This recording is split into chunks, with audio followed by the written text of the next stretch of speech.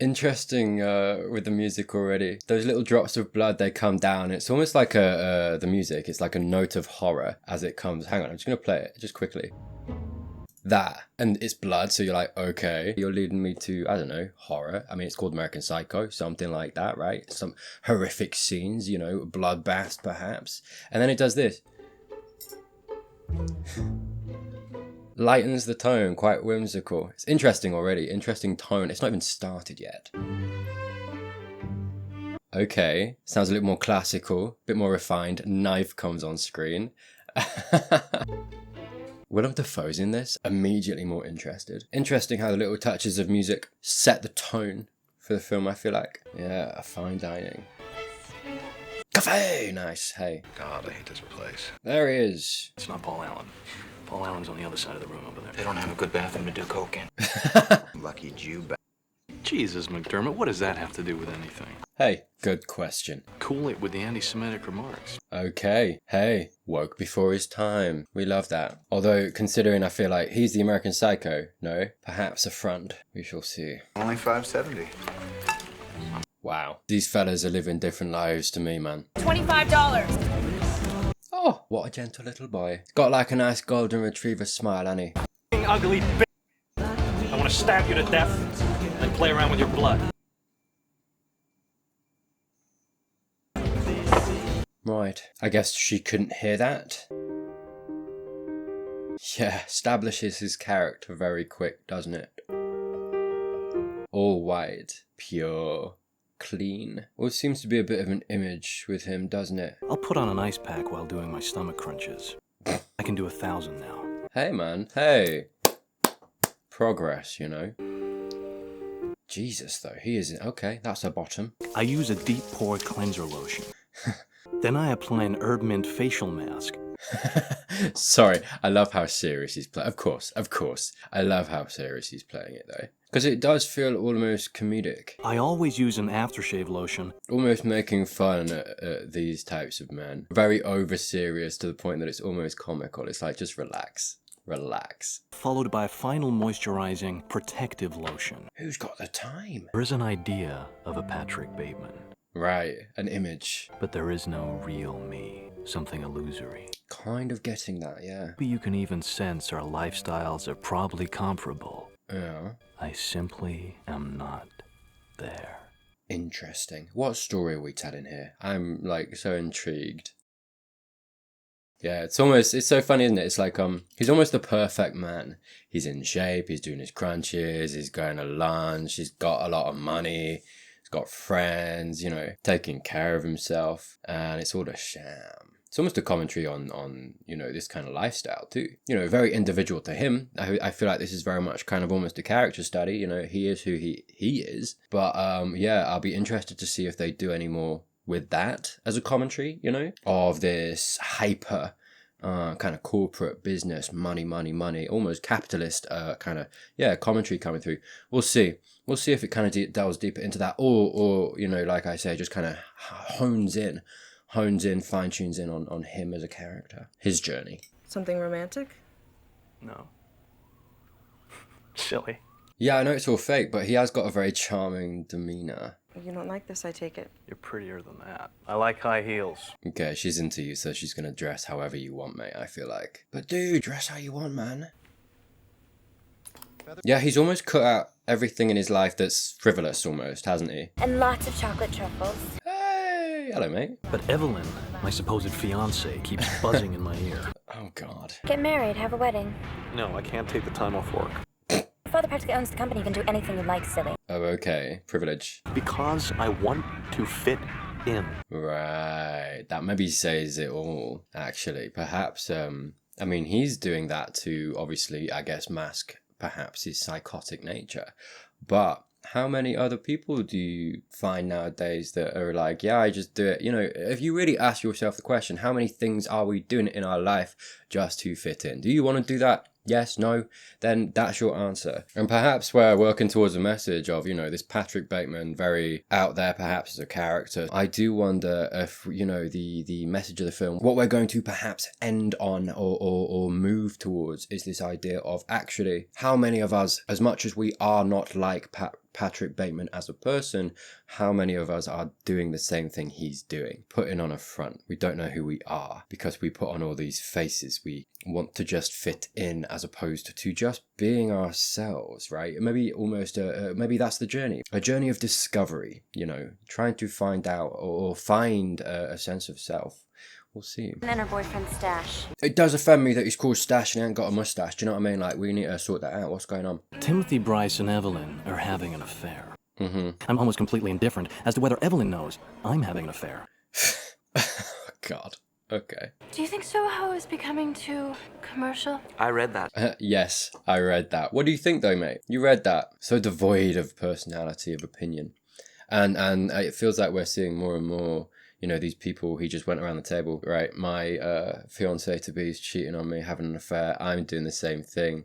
None of it's real, right? Even the affairs. I mean, he obviously doesn't care about, you know, this lady he's having an affair with either. This guy's like, yes, I read that. And it's like, okay, yeah, what do you think? Like, no one, it's all fake. It's all fake. Also superficial. And slow down the nuclear arms race.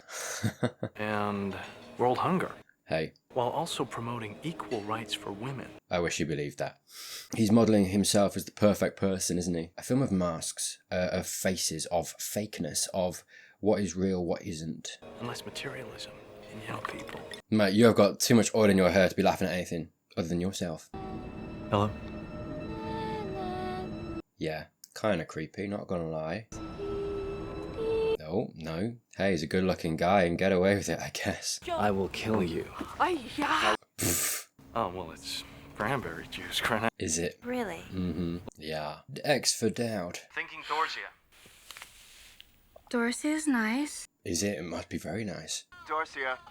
Yes, I know it's a little late. Of course. Yikes. It's not the response you want, is it? Is that Donald Trump's car? Oh God, I hope not. Interesting that I ask actually the American Psycho, who is the American Psycho? I feel like obviously the American Psycho is supposed to be Christian Bale, Patrick Bateman. But are we going to go a little meta on it? Are we going to, like I say, come to this conclusion of the American Psycho is all of us? What is the psycho element going to be to this film? Some caffeine might get you out of this slump. Oh mate, caffeine will fix everything, trust me. You just got to be motivated enough. I just want a child. Just two. Perfect. That escalated quickly. This is Dorcia? Yes, dear. Courtney. Thanks, Patrick. Are you having a nice time? You look so soft. Your compliment was sufficient, Lewis. Oh, Hello, Halberstram. looks like you've modelled yourself after him. Marcus Halberstram. He, in fact, does the same exact thing I do. Right, you're all the same. Valentino suits and Oliver People's glasses. Yeah, Go to the same barber. wow. Call me. Very sensual. New card. What do you think? That's bone. Okay. It's very cool, Bateman, but that's nothing. Look at this. Eggshell with Romalian. This is so silly, and I kind of love it for that. It is. There's a note of satirical. Sorry, I came into this film not really knowing anything about it. I know that might sound crazy, but I've never seen this film, obviously, first time watching, and I don't know, I just thought I knew it was Christian Bale. I'd heard, you know, of Patrick Bateman before. I figured it was just him murdering people. I don't know. So it's interesting to actually finally see what the film is about. Just this constant almost peacocking as well, you know. It's almost a commentary on masculinity of, you know, we gotta, while we all have to try and, you know, one up each other almost, we all have to be the most impressive, we are also all kind of the same. You know, nice haircut, same suit, nice suit, but, you know, looks pretty much the same. You know, we all want this reservation at the Dorsia. You know, this nice restaurant. We all want a nice woman, girlfriend, wife, fiance, whatever it might be. That's kind of what we're being shown, I think, here with the the business cards. It's like, well, get a load of mine. Exact same. Exact same, dude. That is really... Oh, sorry, he put his name in bold. I apologise. What do you think? Adequately douchey. I can't believe that Bryce prefers Van Patten's card to mine. Oh my god. Oh my god. Go on. Oh my. Okay. Pale nimbus. White. Wow. Hey, you are blowing me away there, mate. Let's see Paul Allen's card. That's that subtle off-white coloring. The tasteful thickness of it. Oh my god. Are you erect? That's a watermark. Oh god. Mate, keep it in. Something wrong? Both wrong and right, I feel like, mate. Yeah, they're all vying to be the perfect non-human. Almost. You gotta get your act together. I'll help you. Hey, nice. Oh, please. You gotta tell me. Doesn't like being touched, does he? You know how bad you smell. Exactly. Try getting a job while you have no home. Oh, thank you, mister. Thank you. Wait, mate, just let's see what's in the suitcase. I see. Well... No... What? Okay. Okay, Pat. I have all the characteristics of a human being. Mm-hmm. I think my mask of sanity is about to slip.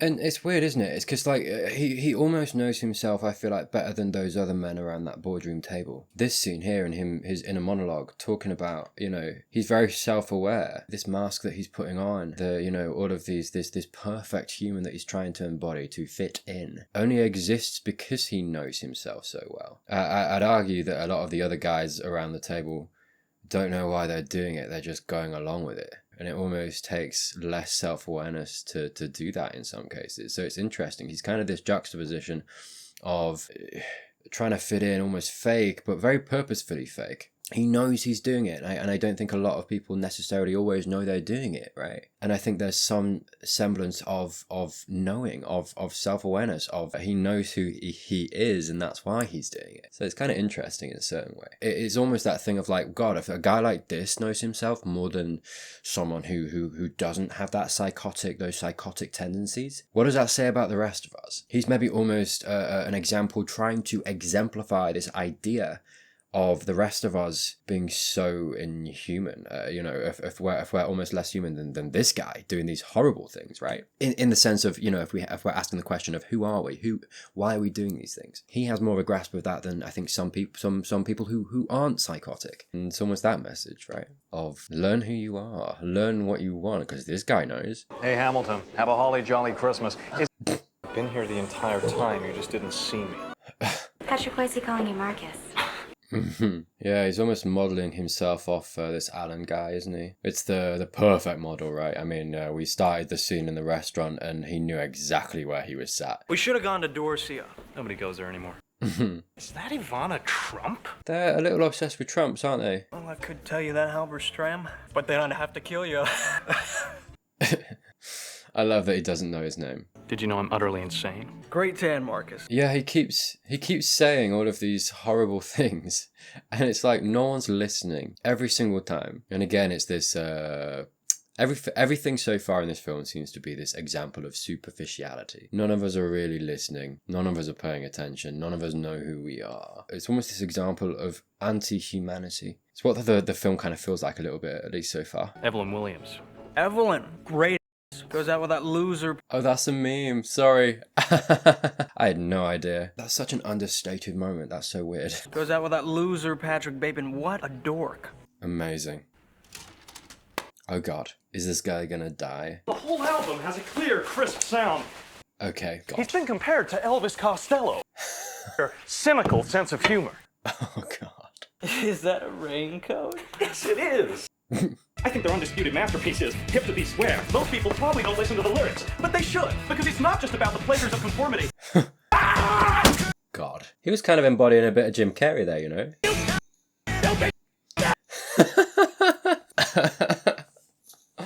This is a funny film. This is crazy. What an image. But do you feel better now, mate? Amazing. No one questions the good-looking... Really? The good-looking guy in a suit. No one paying attention. Again, no one cares. Is that you? No, Louis, it's not me. Gwendolyn's father is buying it. Okay, the lady's kind of paying attention. Where did you get that overnight bag? Jean-Paul Gaultier.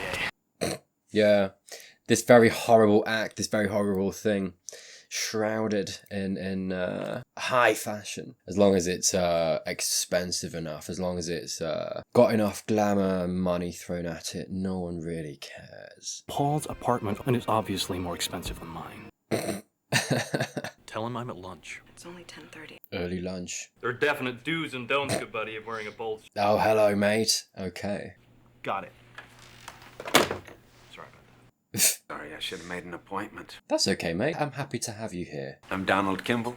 That is the Donald that I wanted to see this film, yeah. To investigate the disappearance of Paul Allen. Oh wow, so PI. Coffee? Always. No, I'm okay. Dude, Donald, hey.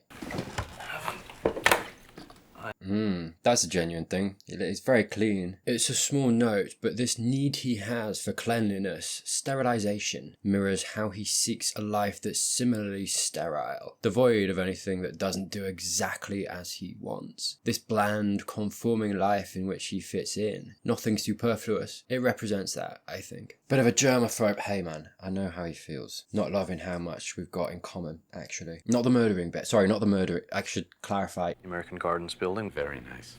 Thanks. I love how his face breaks into that golden retriever kind of smile and then goes straight back there. Just, it's like a little flash. But I love how in his performance you can see him putting on these faces, right? Because I feel like it flashes into that kind of golden retriever, the smile, almost the charming, and then goes back into this very serious, I'm taking this seriously. Do you know what I mean? All of it an act. Thanks.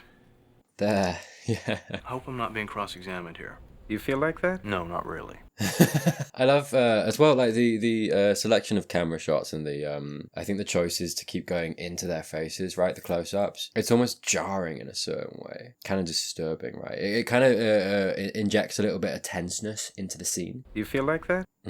And Willem and his line there, and as they go in the close-up and the way he delivers it too, sharper.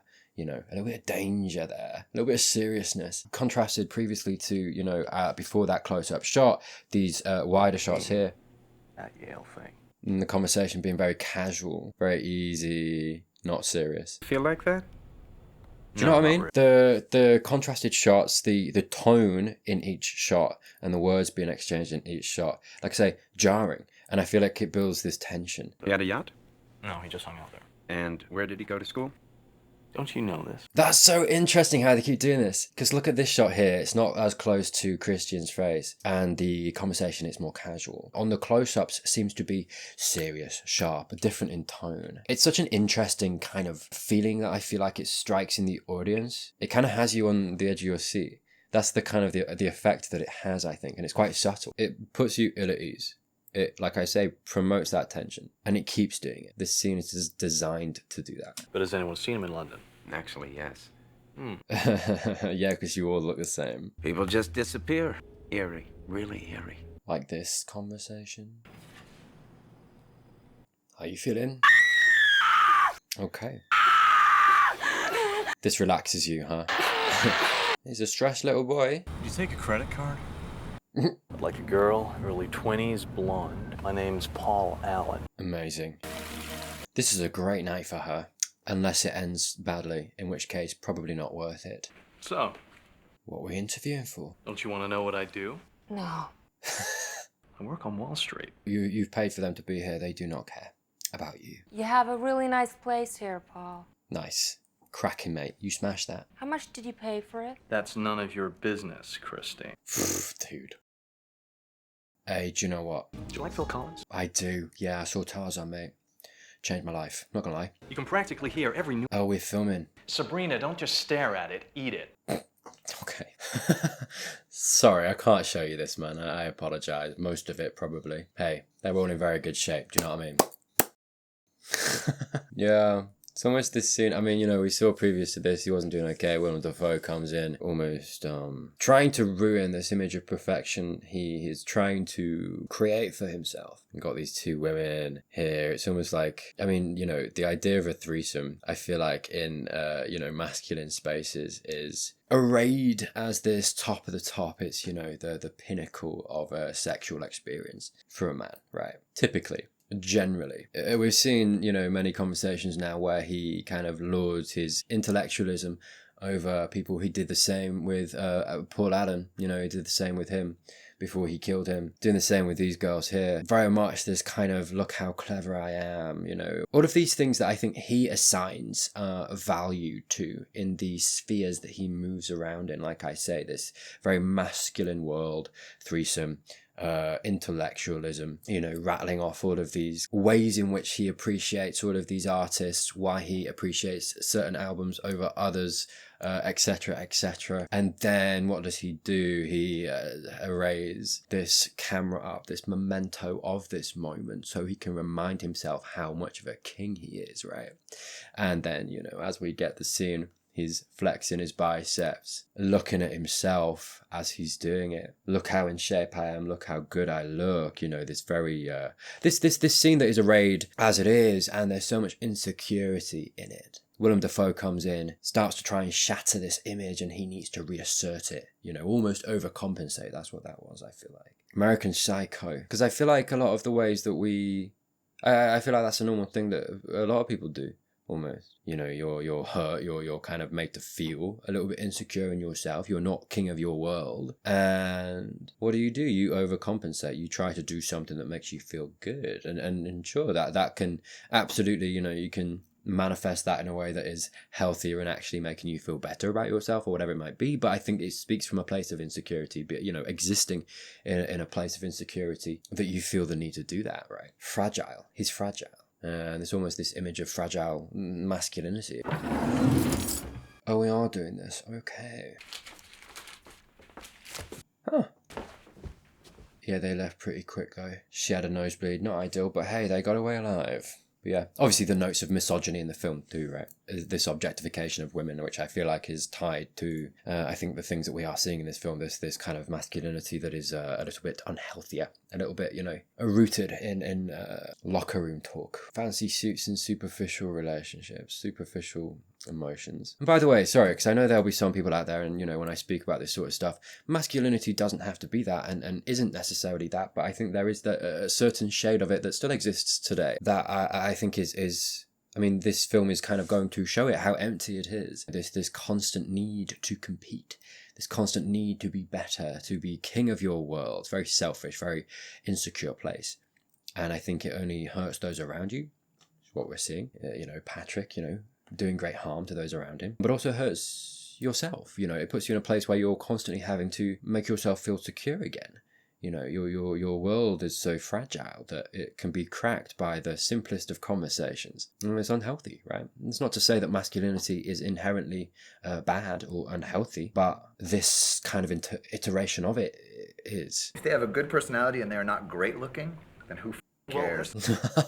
Sorry, immediately after talking about that, here we go. And that line there. Exactly, misogyny. And look at what it makes of these men. They are all the same. Nothing really deeper than this. Or there could be, but they're not seeking it. There are no girls with good personalities. Thank you for proving my point. And what the other part of him think? What her head would look like on a stick. Well, do you know what? It's nice that they didn't laugh at that. That's great. Progress. Kind of. It's my business card. Okay, reveal it for us.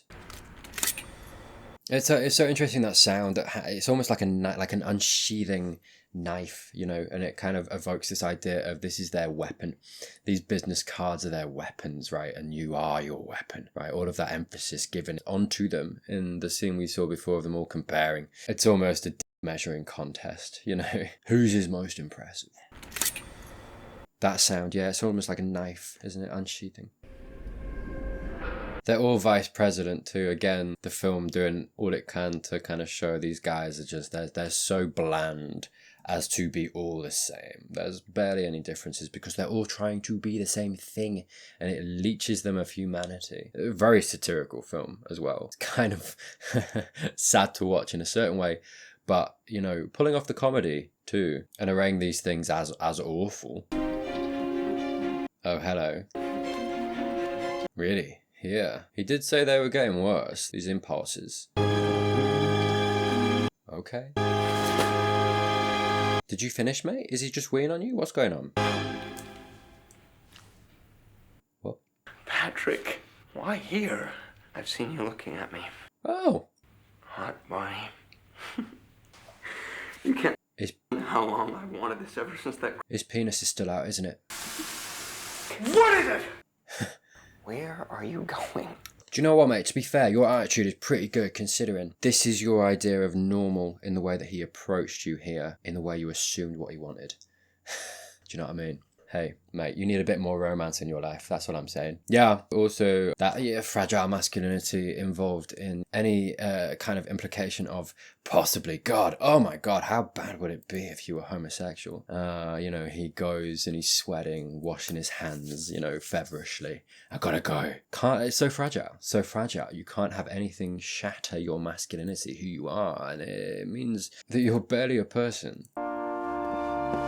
Fleas. Feels like a film that is a little bit ahead of its time. Do you remember where you were the night of Paul's disappearance? I guess I was probably returning videotapes. Do a lot of that, don't you? I had a date with a girl named Veronica. That's not what I've got. What information have you received? Uh-oh. Boy's been rattled. When was the last time you were with Paul Allen? New musical called Oh, Africa, Brave Africa. How about lunch in a week or so? Yeah, you are on his radar now.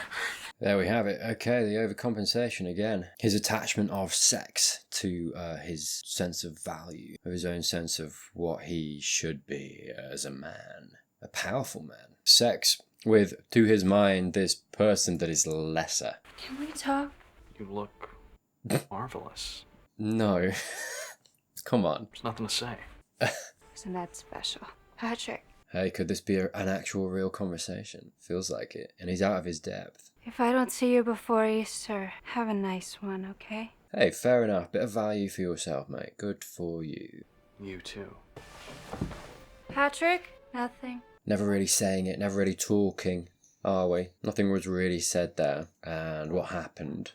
A lost connection. It doesn't really matter that, Patrick doesn't want it or whatever else. The point is, the film is constantly throwing these examples, I feel like, of, look at what we're doing as humans. We're constantly missing connections because we're not talking to each other. This kind of pale world that we have. I'm not sure, guy, but I don't think dyslexia is a virus. Thanks, mate, yeah. Prove it. What? Definitely weak, but I have a feeling if we do enough of it, we'll be okay. Hey, by the way, it would be a good time to also say anything I say in this video could be wrong. This is my first time watching. I'm going to miss stuff. I just am. It's the nature of the beast. But please, I am always so eager. This is the point, or part of the point of the channel is discussion. Discussion about film, TV, about enjoying film and TV, appreciating it. So please, please, please let me know down in the comments. What is your interpretation of this film? Does it align with mine? Does it not align with mine? At the end of the day, this is all subjective, and I'm always interested to hear your thoughts. So please put it down below. Let me know. Like I say, if I've missed anything, put it down there too. But yeah, without further ado, sorry for pausing, but let's, sorry, that's the whole video. That is the whole video. You're right. Let's carry on. Ask me a question. So what do you do? Well, murders and executions mostly. Honesty. Well, most guys I know really don't like it. There's something sweet about you. Oh God. Amazing. Okay. Fun. Oh God. I hope she escapes his tendencies. Would you like to accompany me to dinner? Listen, where should we go? Anywhere you want. Let's not think about what I want. Where you want. Hey. Yes, well. Where do you want to go? Dorsha. Want, just say it. I can get us in anywhere. Dorsha. What about Come on. Dorsia? Smashed it. I did say it wrong. I apologise. You can't get that, can you, yet? Dorsia is where Gene wants to go. Dorsia is fine. Not quite Paul Allen yet. We are totally booked. 2 at 9? Perfect. Fake. Oh, fake. Why don't you meet me at my place at 7? Oh, Gene. Patrick, it's so elegant. You look lovely, mate. Well done. Gene? Okay. Well. Do you want a bite? Oh, hello. No need to lose any weight. You can always be thinner, look better. Uh-huh. I don't want to ruin your willpower. I'm not very good at controlling it anyway. Hey, could there be an actual human I'm kind of waiting to see if there's going to be actually some element of real human connection. I really hope Gene's it, because I don't want to bite it. We'll see. But yeah, no, the small line there where you can always be thinner. This whole film is just social commentary, and obviously centered so much around Patrick as it is. I think the prevailing one seems to me to be masculinity, corporatism, this kind of sense of humanity, of emptiness, of we are all just playing roles, putting on masks. We don't really know who we are. And this society that we live in kind of promotes that, creates that in some respects. We are all seeking these things that are empty and so far apart, so far aside from, I think, the things that mean anything. those things being human connection. That's why I say I'm kind of wanting to see if actually he can find any element of human connection, whether that's going to happen.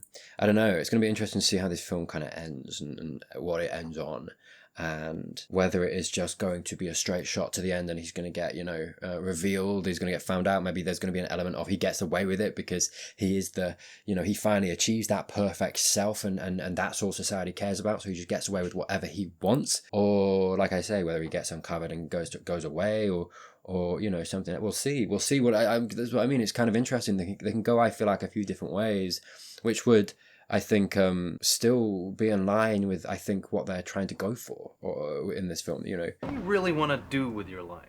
I'd like to travel and maybe go back to school, but I don't really know. I'm at a point in my life where there seems to be so many possibilities. Right. I'm just so unsure. It's interesting that we're talking about possibility now. I mean, I've just talked about the possibility of where this film's going to go. This scene, the possibility here of it going this way, you know, not sure yet. And also that commentary of life, human life. What are we doing? What's the goal? What are we trying to achieve? There's almost so much possibility. And what do? We choose the. I mean, what can we do in some respects, right? We are driven to these lives that we live because of the way the world works, right? We are driven to find a job, to live, survive, and so often we find ourselves suckered into these environments in which we become, I was going to say a Patrick Bateman, not in the sense of the murdering stuff, but just in the sense of the almost rigidity of what that means, right? And what you have to do to fit in, to survive in that world, and who we become. And it's almost this thing of, yeah, we've got so much possibility, but the question, do we? Does she? Do you have a boyfriend? No, not really. Not really. Hang on. Are you seeing anyone? I mean, seriously? Maybe. Not really. You have a fiancé, mate, but sure. Do you feel fulfilled? Now I've really begun to think about changing myself. Okay. Developing and nice. Growing. There we go. That's so interesting. I mean, well, we're past the halfway point of the film, but it feels very appropriate that we're getting this conversation now as we start the film. Like I say, none of these people know who they are, which means that they can't grow. They can't become, you know, better versions of themselves. They can't find their own happiness because they, like I say, they don't know who they are. It's all empty. And it's so interesting she's talking about this now, and the film putting words to it. Did you know that Ted Bundy's first dog, a collie? You know a lot about murderers, don't you? Who's Ted Bundy? Forget it. It makes sense. I love this moment. As much as it's probably not great, he has this genuine fascination with murderers. He is genuinely interested in them. He lights up every time he's mentioned them, and every time he's been socially rejected. At the restaurant with his colleagues before, and here now. I think these examples are genuine moments of him trying to open up and connect. The men in the restaurant all stare at him blankly. Jean here doesn't know who it is, and Patrick is so sensitive about opening up. He immediately retreats back behind his walls at the slightest hint of rejection. I agree that Jean isn't rejecting him here, but that, I think, is how he perceives it. Or at least he anticipates it. Again, this fragility demonstrated. Any sliver of a moment where he could genuinely connect terrifies him. He doesn't know how to open up. Not yet. What? No, put it in the carton. I'm with him on that one, yeah. What? What you got behind your back, dude? Make someone happy. Have you ever wanted to? Uh-oh. Uh-oh. Looking for, I'm kind of waiting for her to say something that's going to stop him. Could say I just want to have a meaningful relationship with someone special. Do you know what I mean? God. Come on, Jean. Come on, Jean. Pick up the phone, you bad boy. Yikes. I'll call you tomorrow morning, honey. Oh, sorry, I know you hate that. Let's have a real conversation, guys. Was that Come on. Evelyn? Are you still seeing her? He's not happy about it. I have no right to ask that. I mean, he did invite you out, so you do kind of. Do you want me to go? Yeah, I don't think I can control myself. Hey, interesting. Actually resisting. Do you want me to go? I think if you stay, something bad will happen. I think I might hurt you. You don't want to get hurt, do you? Please, Jean, leave. I should go. Well done, mate. Yeah. A little bit of progress from him. Yeah, like I say, I was kind of waiting for something to happen, for it to stop first, to actually make some kind of step forward in the film, right? Can't just be shown the same thing. And I think, yeah, like the most intriguing thing they could do is actually show a sliver of, okay, he's perhaps a person, some semblance of a person underneath it all. Any new thoughts about what you did? You're very sweaty, mate. You had dinner with Marcus Halberstram. Hey, that came in handy, him not knowing who you are. Where were you? It was at Atlantis with you. Well. Oh, right, yeah, of course. Oh, hi. This won't be anything like last time. I don't think so. Good on you, mate. Well, I actually might need a little surgery after last time. What did he do? What did he do? Lawyers are so complicated. Here's a check. Money just gets you out of everything, doesn't it? That's what I mean. If you have enough status or enough money, you can do whatever you want. Commentaries within commentaries. Wow, that is a stack. Joining us in my new apartment shortly. New apartment. Yeah, you are just playing at life, aren't you? This, a literal play. You are this. You are meeting this person. This is what it is. All fake. You go to Dalton. Oh, Christy. Well, maybe not with Spicy. We definitely had surf. Amazing. This is nicer than your other apartment. You were hanging out with that bimbo Allison Poole. Where's your phone? I've got to call Harley. Who is this lady? She's not blonde. She doesn't match the MO of last time. Seems to know him. A rich friend. I'm at... Paul Allen's. Anyway, I'm at Paul Norman's. Patrick, you're a lunatic. I think it'd be a turn on. Does he do this all the time? Twice, which is more than you'd think. It's weird. You're making me feel weird. He's got that effect, yeah. Did you know that Whitney Houston's debut LP, called simply Whitney Houston? You actually listen to Whitney Houston? You own a Whitney Houston CD? I love her coming in. She's like I don't know, she's kind of spoiling the perfect image that I think he wants, right? This pandering woman. She's actually got a personality. She is, you know, confident with it too. Probably because she's got status, right? She clearly, you know, has money or, you know, comes from somewhere, is in the same circles as him. Doesn't necessarily feel like so much a hierarchy. She feels, you know, like here, you know, equals. I like that. And like I say, it feels very on purpose. Last time he had, you know, he was very specific about wanting two blondes. She's not. She's very individual, very much not that. It's hard to choose a favorite among so many great tracks. Fair play to you, mate. And it stills one with the hope it's not too late to better ourselves. It's not too late to better ourselves. You can always empathize with ourselves. Interesting. Yeah, you can empathize with your... Okay. You can empathize with yourself, but not with other people. And that's his worldview, perhaps, a little bit. Yeah, mate. Make a quick retreat. Go, go, go. And god damn it, do not go back to that corner. Go. Go. Oh my god. Yeah. Forget the money, mate. Just get out. Just gonna see the head in the fridge. That's worse. That's worse. Fair enough. Really? Oh my god. God, it's kind of wild how little it has actually been graphic. We're seeing the mask pull back. This is who he is. Suddenly it's a full-blown horror. This scene is almost more shocking because, yeah, we saw at the beginning, obviously, he took out Paul Allen, right? You know, we have seen, but it was kind of off screen. You don't see a lot of, you know, you see a spray of blood and that's that. Her going through that is all horrific. And it's kind of the first time you see how horrific, actually, it is. And it's more shocking for that. And I think the film did a really good job kind of almost leaving it till this point because it impacts you a bit more. And you know, this film so far has been quite comical, poking fun, satirical, and I think that tone makes this feel all the more horrible and gives it more of a horror vibe as well. Makes it more impactful. Oh my god. Wow, toying with her. Beast unleashed, isn't he? Really? That's crazy aim. What? Dude, this guy was training for Batman all this time. Fair enough. Hey, that is why his performance was so convincing. Understandable. Right. Fun. Yeah. That's this whole film, that shot there. This image of horror next to fine dining, you know. the glamour, the money, the expense, all of it covered up by things we find more pleasing, more palatable. We've lost touch. I need to engage in homicidal behavior. We need to talk. Yeah, she really is just not listening. Huh? Talk about what, Patrick? Yeah. It's over.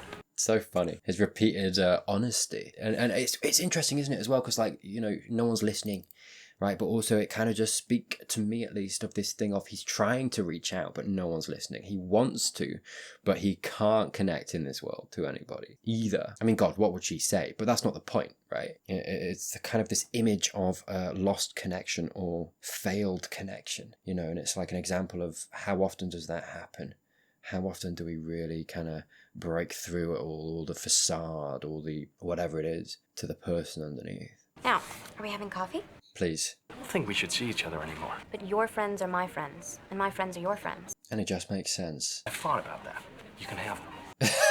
Really serious, aren't you? Yes, I am. So superficial. What about the past? Our past? We never really shared one. Yeah, it feels like it. You're inhuman. No, I'm in touch with humanity. More than maybe these guys. This is what I said. This is what I mean. You're inhuman. And yeah, to a certain extent, absolutely. Right, on the surface. But actually, what have we seen throughout the film? And we saw in the conversation with Gene, he resisted. And this idea of willpower, he phrased it in the sense of, I'm on a diet. You know, I don't often have the willpower.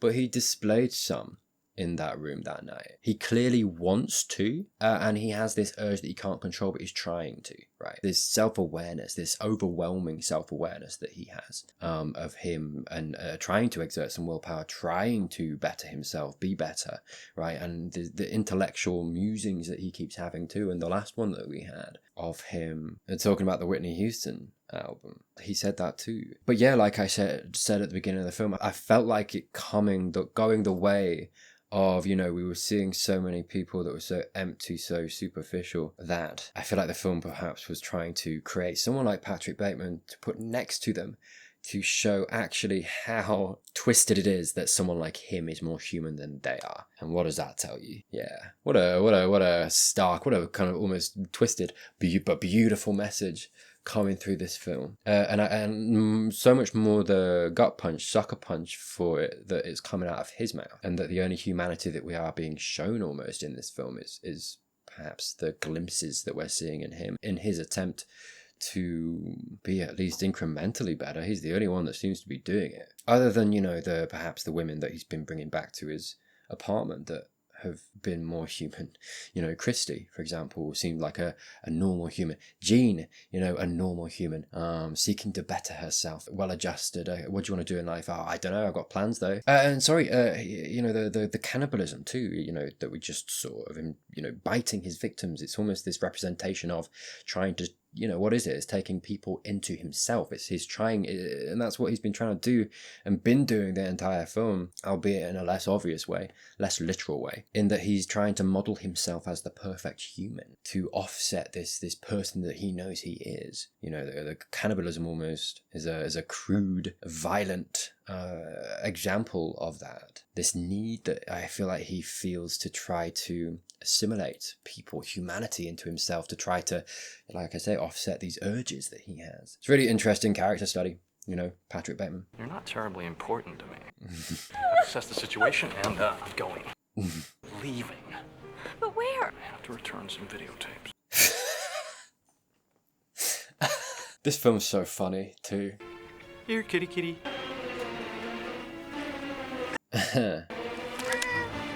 Wow. Stop that! Oh, we are getting very silly now, huh? It's interesting, isn't it? As he says what he says, that's him splitting up with Evelyn. It's the first, almost one of the first real acts of him actually trying to tear himself away from this fakeness. And then what have we seen here? That there, and it's silly, and it's fantastic. What's the word? But what do we see after that happens?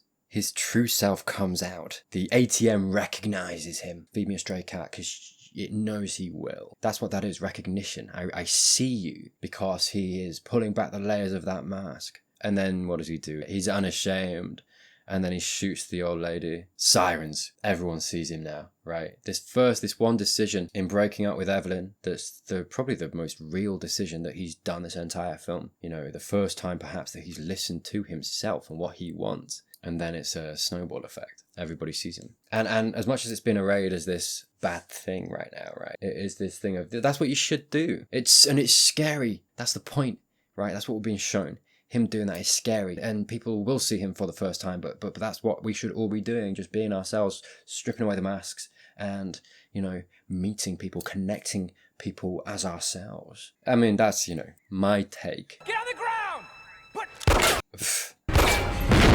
Yeah, it's getting more and more ridiculous, isn't it? Like I say, almost to prove a point. Burning the midnight oil, Mr. Smith? Mr. Smith. Yeah, Mr. Smith. This word and attached to it. Blandness. No identity. Just, you are the same as every other guy that walks in here. And him shooting him is almost like, no, I'm not. You know, he's actually taking some identity here. Yeah, the film's almost becoming a caricature. Back in the same place. All the same, all the same. Can't get out. Yeah. That's and the fact that he got the wrong building because they all look the same. It's such a well manufactured film. This representation of conformity. You're my lawyer, so I think you should know I've killed a lot of people. Yeah, coming clean. I guess I've killed maybe 20 people. Yeah, you're acknowledging, taking your identity with both hands and claiming it. I ate some of their brains. Beautiful. I'm a pretty, bad guy. I mean, I guess I'm a pretty sick guy. You're the only one being honest. So what does that say about the rest of us? What a great performance from him too. He's delightfully horrible. But moments of humanity in there. Or moments of self-reflection. Seriousness, you know, when he's been trying to examine himself. All white again. Yeah. And sorry, this was the apartment that he did all the terrible things. Yeah. Yes, it was. All in his head. Perhaps an internal journey that he went on of unmasking himself.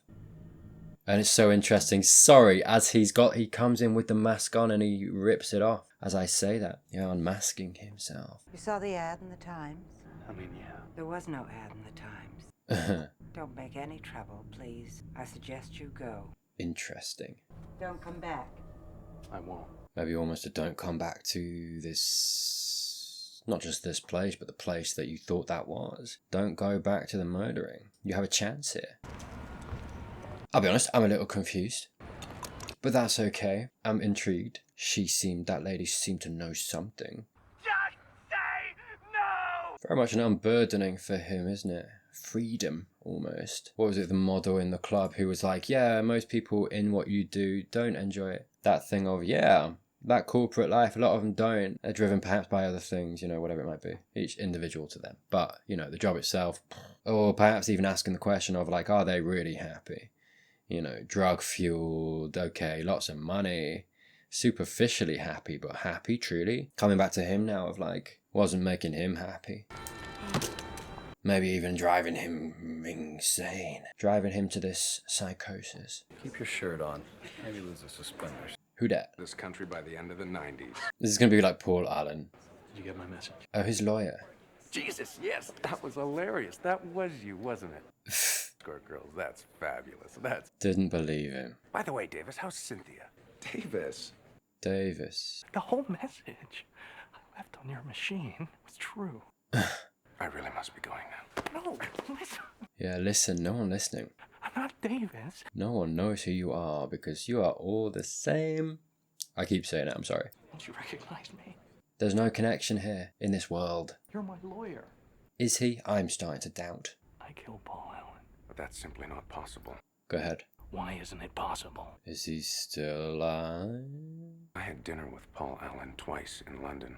Okay. Just 10 days ago. No, you... So who's Paul Allen? God, I'm so, like, I this is the thing now. I feel like we've got a very heavy case of unreliable narrator, which explains a lot of the wacky stuff. And the apartment, him going back to the apartment, had been just pristine white. God, did he even do any of it? Is he not a murderer? Is he not doing, is just, you know, some psychosis in his head because he's so insane, made insane by his life, his lifestyle, the people around him, the lack of connection. It's driving him crazy. Maybe that's the message. American Psycho, we are all the American Psycho. That would be great. You know, he's almost imagined all of it, perhaps. We can accomplish more by cooperating. By cooperating, there we go. Yeah, exactly. Talking to each other, coming together, connection, genuine, real. I mean, I'm not really hungry, but I'd like to have reservations someplace. Yeah, that line as well. It's all these examples.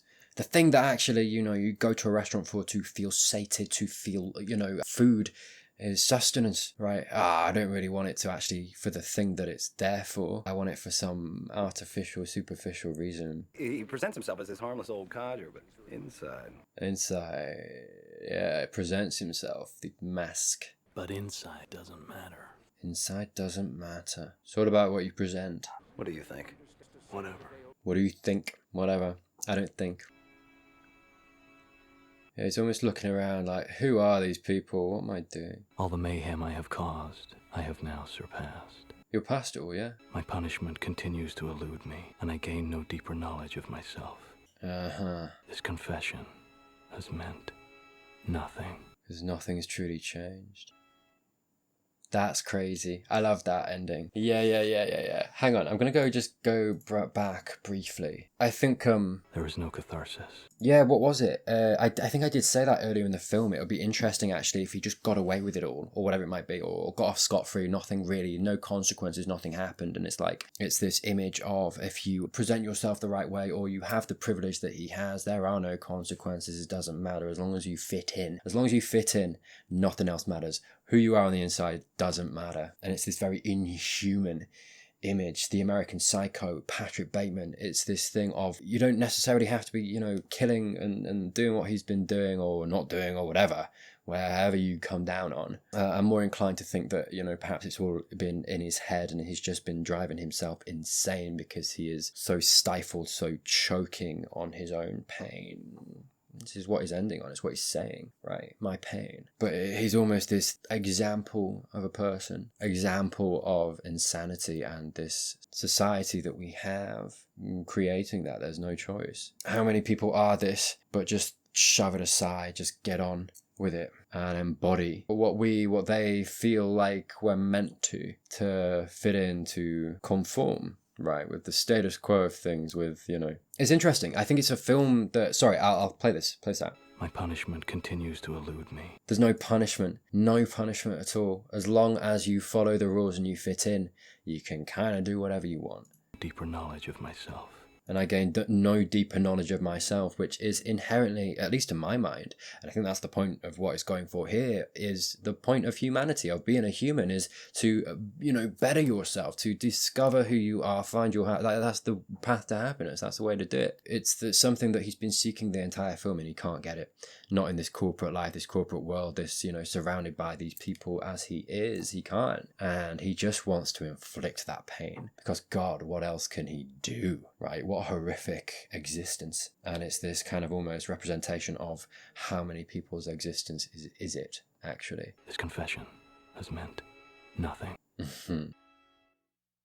What a frightening film, actually, and not for the obvious reasons either, but what I think the film is kind of going for. Yeah, I think it did, you know, in the end, kind of go for the meta telling, the close, the meta close of the film, of what I've just talked about, right? This commentary on society, this social commentary, right? And you know, baked into that, all of these things, this you know, unhealthy masculinity, misogyny, violence.